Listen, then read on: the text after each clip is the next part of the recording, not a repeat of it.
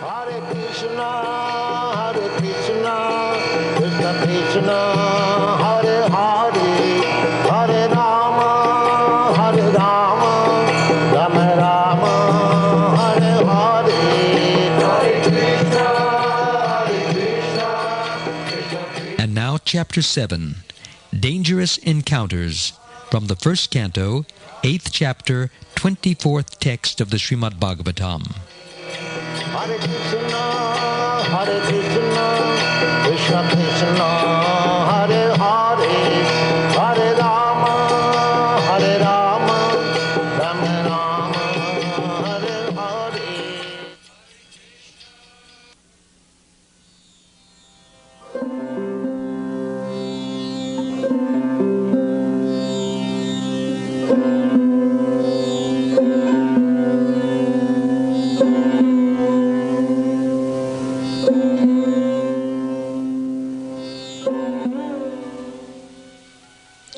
Vishan Mahagane Purushada Darshanad Asat Sabhaya Vanavasa Krichrata Mride Nekha Maharatastrato Dronyasritash Chasmahare Birakshita.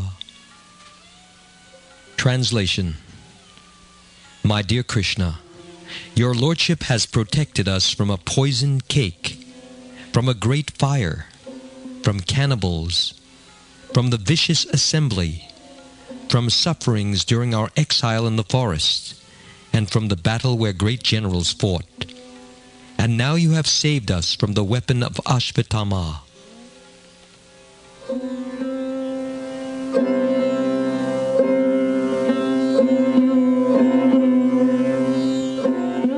Purport by Srila Prabhupada. The list of dangerous encounters is submitted herein. Devaki was once put into difficulty by her envious brother, otherwise she was well. But Kunti Devi and her sons were put into one difficulty after another for years and years together. They were put into trouble by Duryodhana and his party, due to the kingdom, and each and every time the sons of Kunti were saved by the Lord. Once Bhima was administered poison in a cake. Once they were put into the house made of shellac and set afire. And once Draupadi was dragged out, and attempts were made to insult her by stripping her naked in the vicious assembly of the Kurus. The Lord saved Draupadi by supplying an immeasurable length of cloth, and Duryodhana's party failed to see her naked. Similarly, when they were exiled in the forest, Bhima had to fight with the man-eater demon Hidimba Rakshasa, but the Lord saved him. So it was not finished there. After all these tribulations, there was the great battle of Kurukshetra, and Arjuna had to meet such great generals as Drona, Bhishma, and Karna, all powerful fighters. And at last, even when everything was done away with, there was the Brahmastra released by the son of Dronacharya to kill the child within the womb of Uttara. And so the Lord saved the only surviving descendant of the Kurus, Maharaj Parikshit. Here Kunti remembers all the dangers through which she passed before the Pandavas regained their kingdom.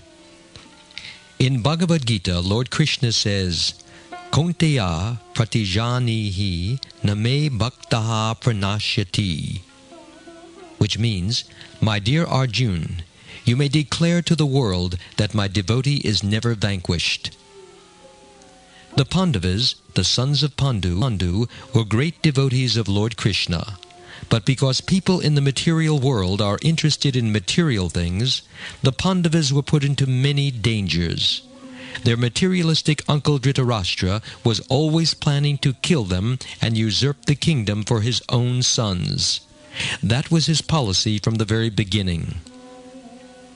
Once Dhritarashtra constructed a house of lac, which was so inflammable that when touched with a match, it would immediately burst into fire. Then he told his nephews and his sister-in-law Kunti, I've constructed a very nice house, and you should go live there for some time. But Dhritarashtra's brother Vidura informed them of Dhritarashtra's policy. He wants you to go to that house so that you may burn to ashes." When Dhritarashtra's son Duryodhana understood that Vidura had thus informed the Pandavas, he was very angry. Such is the nature of politics. Then, although the Pandavas knew, "Our uncle's plan is to send us into that house and set it afire," they agreed to go there. After all, Dhritarashtra was their guardian, and they did not want to be disobedient to the order of a superior. But they dug a tunnel under that house, and when the house was set on fire, they escaped.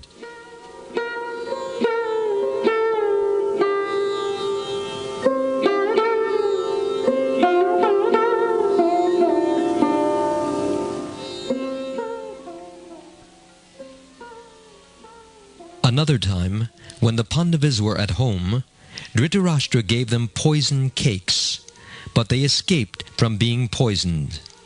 Then Purushara Darshanat. They met a man-eating demon named Hidimba Rakshasa, but Bhima fought with him and killed him. On another occasion, the Pandavas were cheated in a game of chess in the royal assembly of the Kurus. Dhritarashtra, Bhishmadev, Dronacharya, and other elderly persons were present, and somehow or other Draupadi, the wife of the Pandavas, was placed as a bet. "Now if you lose," the Kurus told the Pandavas, "Draupadi will no longer be your wife." So when the Pandavas lost the game, Karna and Dushasan immediately captured her. "Now you no longer belong to your husbands," they told her. "You are our property. We can deal with you as we like." Previously, Karna had been insulted during Draupadi's Svayamvara. In those days, a very qualified princess would select her own husband in a ceremony called a Svayamvara. In modern America, of course, any girl may select a husband as she likes, although for a common girl, this is actually not very good. But even in those times, an uncommon, highly qualified girl who knew how to select a good husband was given the chance to do so. Even this, however, was limited by very strict conditions. Draupadi's father, for example, placed a fish on the ceiling, and he stipulated that in order to qualify to marry his daughter, a prince had to shoot an arrow and pierce the eye of the fish without directly seeing the fish, but seeing only its reflection in a pot of water on the floor. When these conditions were declared, many princes came to compete for responding to a challenge as a principle for a kshatriya, a heroic leader. In the assembly for Draupadi's Svayamvara, Karna was present. Draupadi's real purpose was to accept Arjun as her husband, but Karna was there, and she knew that if he competed, Arjun would not be able to succeed. At that time it was not known that Karna was a kshatriya. He was born the son of Kunti before her marriage, but that was a secret. Karna had been maintained by a carpenter, and therefore he was known as a Shudra, a member of the lowest occupational division of society. Draupadi took advantage of this by saying, "In this assembly, only kshatriyas may compete. I do not want any carpenter to come here and take part in the competition." In this way, Karna was excluded. Karna regarded this as a great insult, and therefore when Draupadi was lost in the game, he was the first to come forward. He was Duryodhana's great friend, and he said, "Now we want to see the naked beauty of Draupadi." Present at that meeting were elderly persons like Dhritarashtra, Bhishma, and Dronacharya, but they did not protest. They did not say, "What is this? You are going to strip a lady naked in this assembly?" Because they did not protest, they are described as Asat Sabhaya, an assembly of uncultured men. Only an uncultured man wants to see a woman naked, although nowadays that has become fashionable. According to the Vedic culture, a woman is not supposed to be naked before anyone except her husband. Therefore, because these men wanted to see Draupadi naked in that great assembly, they were all rascals. The word Sat means gentle, and Asat means rude. Therefore Kunti Devi prays to Lord Krishna, "You saved Draupadi in that assembly of rude men." When the Kurus were taking away Draupadi's sari to see her naked, Krishna supplied more and more cloth for the sari, and therefore they could not come to the end of it. Finally, with heaps of cloth stacked in the room, they became tired and realized she would never be naked. They could understand it is impossible. At first, Draupadi had tried to hold on to her sari, but what could she do? After all, she was a woman, and the Kurus were trying to strip her naked. So she cried and prayed to Krishna, "Save my honor." But she also tried to save herself by holding on to her sari. Then she thought, "It is impossible to save my honor in this way." And she let go and simply raised her arms and prayed, "Krishna, if you like, you can save me." Thus the Lord responded to her prayers. Therefore, it is not very good to try to save oneself. Rather, one should simply depend on Krishna. "Krishna, if you save me, that is all right. Otherwise, kill me. You may do as you like." As Bhaktivinoda Thakur says, "Manasa deha geha yo kichu mora arpilun tuya pade nanda kishora," which means, quote, "My dear Lord, whatever I have in my possession, I surrender unto you. And what do I have? I have this body and mind. I have a little home and my wife and children. But whatever I have, I surrender everything unto you." Unquote. This is full surrender.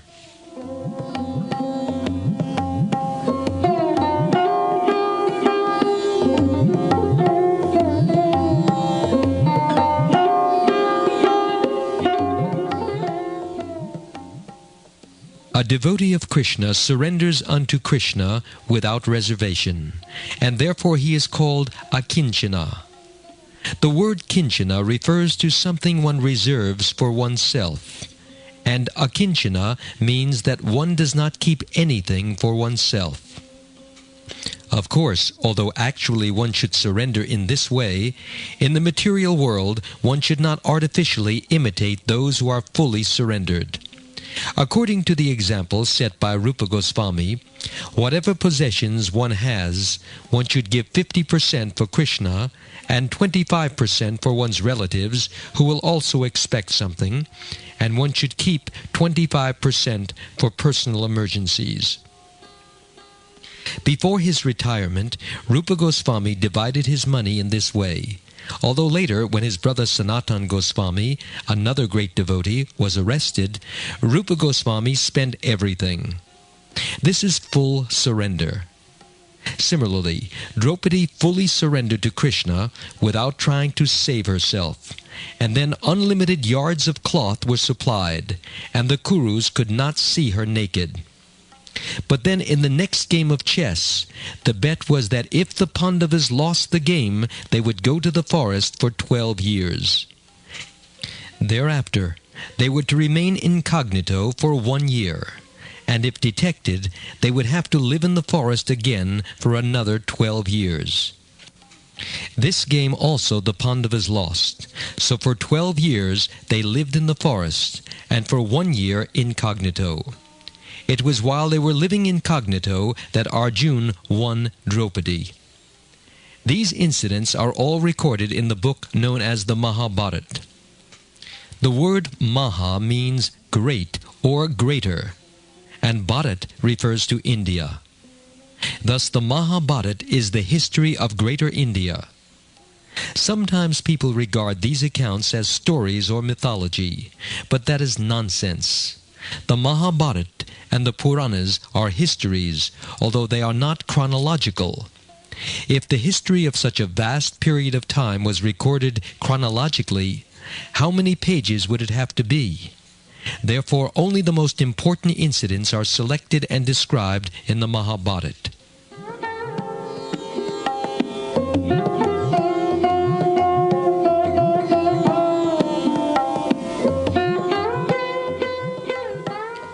Kunti praise to Krishna by describing how he saved the Pandavas on the battlefield of Kurukshetra.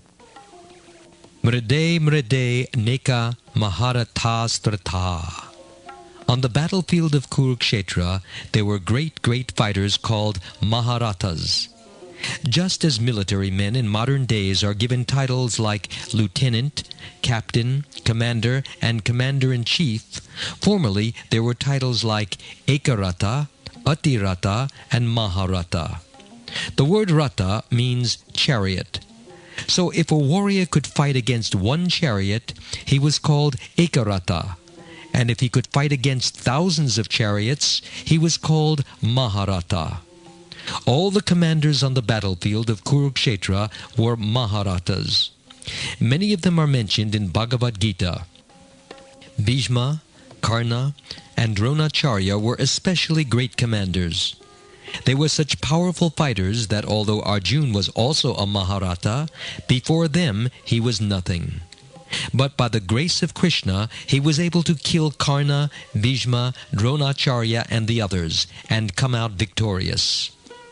While speaking with Shukdev Goswami, Maharaj Parikshit also referred to this. He said, "The battlefield of Kurukshetra was just like an ocean, and the warriors were like many ferocious aquatic animals. But by the grace of Krishna, my grandfather Arjuna crossed over this ocean very easily." This is very significant. We may have many enemies who may be very powerful fighters, but if we remain under the protection of Krishna, no one can do us any harm. Rake Krishna Mare Krishna Rake Ke, which means, quote, "He whom Krishna protects, no one can kill. But if Krishna wants to kill someone, no one can give him protection," unquote. For example, suppose a very rich man is suffering from disease. He may have a first-class physician, medicine, and hospital available for him, but still he may die. This means that Krishna desired this man must die. Therefore, the so-called protective methods we have devised will be useless if Krishna does not desire us to live. The demon Ravan was very powerful, but when Krishna in the form of Lord Ramachandra desired to kill him, no one could protect him. Ravan was a great devotee of Lord Shiva and was praying to Lord Shiva, "Please come save me from this danger." But Lord Shiva did not come. Then Parvati, Lord Shiva's wife, asked Lord Shiva, "What is this? He is such a great devotee and has served you so much, and now he is in danger and is asking your help. Why are you not going to help him?" Then Lord Shiva replied, "My dear Parvati, what shall I do? I cannot give him protection. It is not possible. Why shall I go?" Therefore, if God wants to kill someone, no one can give him protection. And if God wants to protect someone, no one can kill him. Rake Krishna Mare Krishna Rake Ke.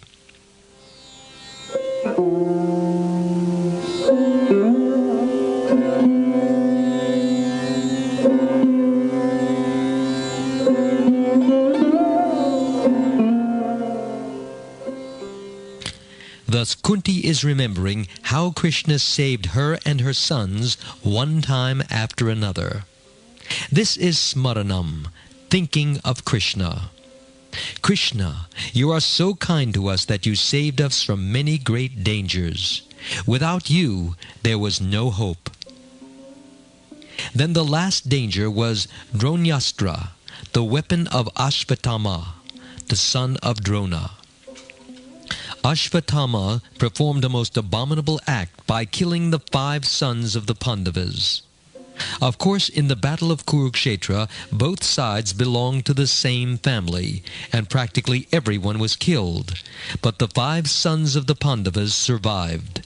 So Ashvatthama thought, "If I kill these 5 sons of the Pandavas and present their heads to Duryodhana, he will be very much pleased." Therefore, when the 5 sons were sleeping, he severed their heads, which he then presented to Duryodhana. At that time Duryodhana was incapacitated. His spine was broken, and he could not move. Ashvatthama said, "I have brought the 5 heads of the Pandavas, my dear Duryodhana." At first Duryodhana was very glad, but he knew how to test the heads to see whether they were in fact the heads of the Pandavas. When he pressed the heads collapsed, and Duryodhana said, "Oh, these are not the heads of the Pandavas. They must be the heads of their sons." When Ashvatthama admitted that this was so, Duryodhana fainted, and when he revived, he said, "You have killed all our hopes. I had hoped that in our family at least these 5 sons would survive, and now you have killed them." Thus in lamentation he died. Subsequently, Arjuna arrested Ashvatthama and was going to kill him. In fact, Krishna ordered, "Kill him. He's not a Brahmin. He is less than a Shudra." But then Draupadi said, "I am suffering because of the death of my sons, and this rascal is the son of our Guru Maharaj, Dronacharya, who has done so much for us. If Ashvatthama dies, then Dronacharya's wife, our mother Guru, will be very much unhappy. So release him and let him go away." Thus Arjuna freed Ashvatthama. But then Ashvatthama, having been insulted, retaliated by unleashing a Brahmastra. The Brahmastra is something like a nuclear weapon. It can go to the enemy, wherever he is, and kill him. Ashvatthama knew the last descendant of the Kuru family is Parikshit, the son of Abhimanyu. He's in the womb of Uttara, so let me kill him also, and then the entire dynasty will be finished.